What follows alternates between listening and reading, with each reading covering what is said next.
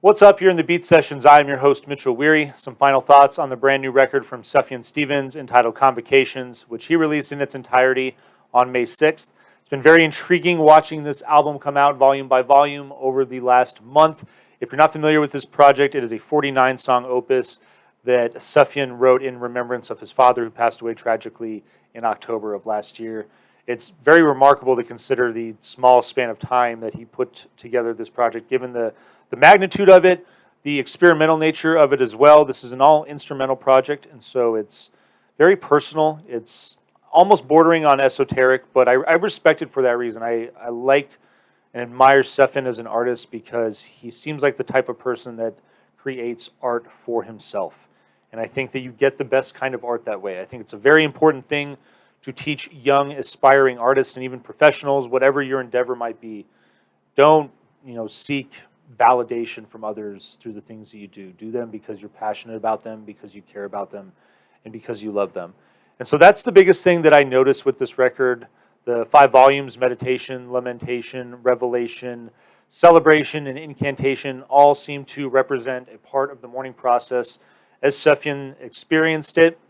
There's really not a whole lot of continuity or anything that really brings any of the songs in any of the volumes together, which makes sense. The mourning process, grieving, is a very disjointed experience.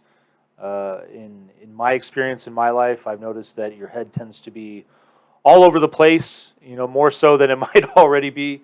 And it's it's an interesting reflection of what I think is that process, or what is part of the grieving process. The constant worry, the change in emotions and feelings from, frustration to just sadness to anger to, whatever the swing might be through that grieving process.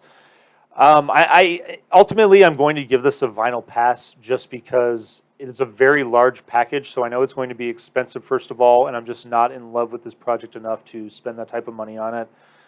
But it is one of those things where, despite being instrumental, which I think does allow it to, evoke more emotions that people might find themselves relating to, I do think that it is, by nature, just a very, I don't want to use the word strange, but it's out there. There's a lot of experimentation.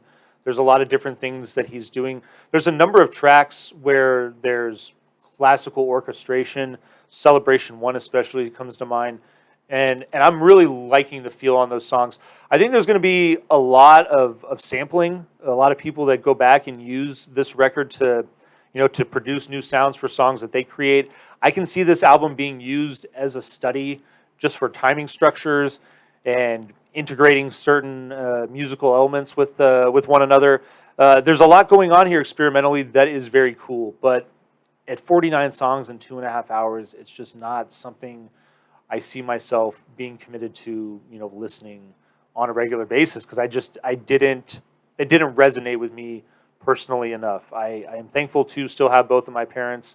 That may be another thing that makes this album different. And it's this is one of those records where if you did find some type of solace in it, some type of relief in the mourning process of losing a parent, and that's amazing. That's, I think, exactly what Sufjan was probably hoping to do with this record, in the process of grieving himself and dealing with his own emotions. So if you're one of those individuals, if this album has helped you, that is amazing.